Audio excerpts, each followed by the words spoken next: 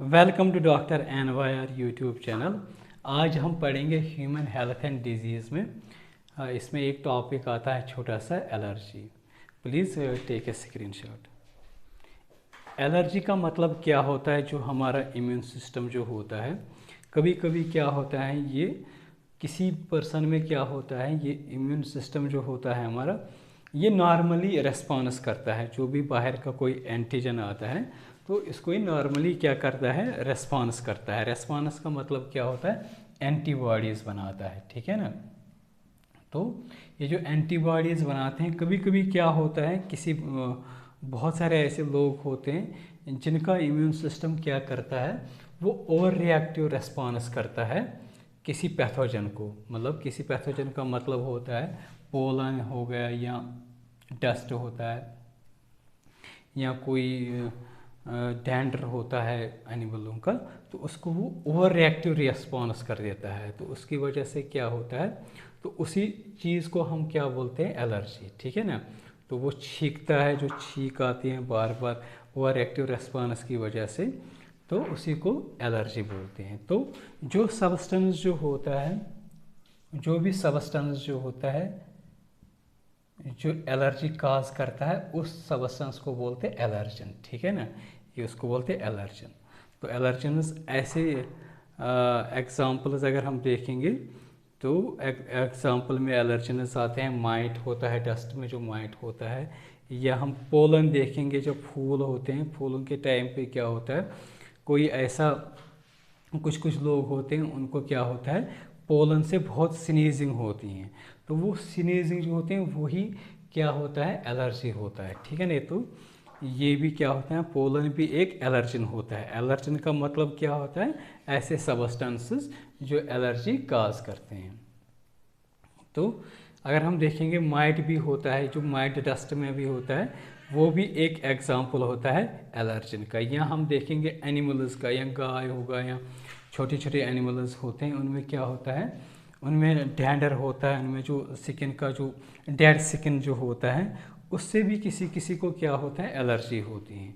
तो वो भी एक्ट एज करता है एलर्जन। तो अगर हम देखेंगे ये जो एलर्जी जो होती है, यहाँ पे जो एंटीबॉडी प्रोड्यूस होता है, मतलब अगर एग्जांपल में कभी कभी क्या आएगा, एमसीक्यू में ये आएगा, जो एलर्जी जो होती है इसमें कौन सा एंटीबॉडी प्रोड्यूस होता है, एलर्जी के दौरान कौन सा एंटीबॉडी प्रोड्यूस होता है, इम्यूनोग्लोबिन ई। मतलब जब हमने लास्ट टाइम पे एंटीबॉडीज़ पढ़े थे, उसमें क्या होता है, एंटीबॉडीज़ में 4 क्लासेस होते हैं, ठीक है ना।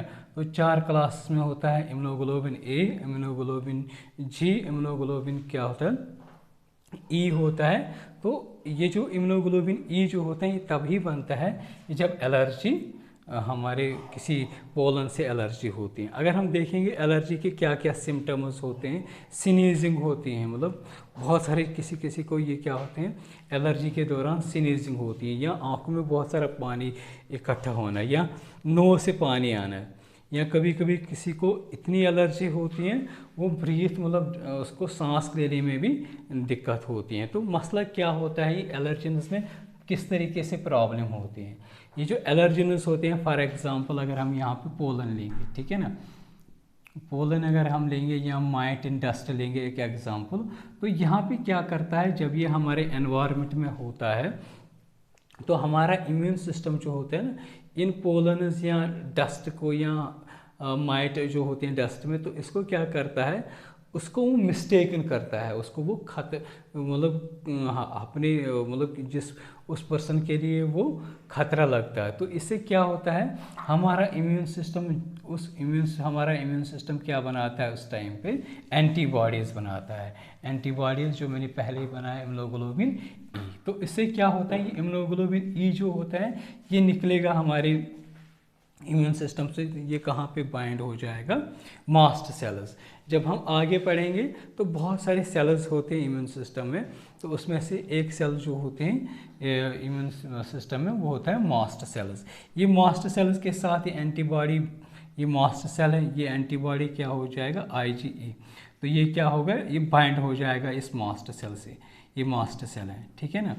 तो जब ये बाइंड हो जाएगा इसके साथ तो ये क्या बनाएगा, एक केमिकल बनाएगा जिसको बोलते हैं हिस्टामाइन। तो हिस्टामाइन जब रिलीज हो जाएगा हमारे ब्लड में तो ये क्या करेगा, यही हिस्टामाइन जो होता है ये एलर्जी काज कर देता है, यही इरिटेशन करता है हमें, है ना। तो जब हमें इसको कभी मेडिसिन लेने होते हैं तो डॉक्टर क्या देता है, एंटी एलर्जिक, क्या देता है, एंटी एलर्जिक, या हम उसको बोलेंगे एंटाहिस्टामिन, ठीक है ना, एंटाहिस्टामिन, क्योंकि हिस्टामिन ही इस IgE से बाइंड, जब ये मास्ट सेल से बाइंड हो जाएगा तब यही निकलेगा, यही इरिटेशन करता है।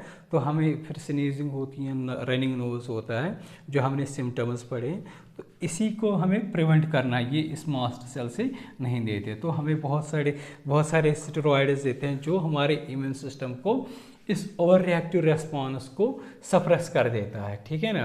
तो जिससे क्या होता है, हमारा हिस्टामिन रिलीज नहीं होता है मास्ट सेल से।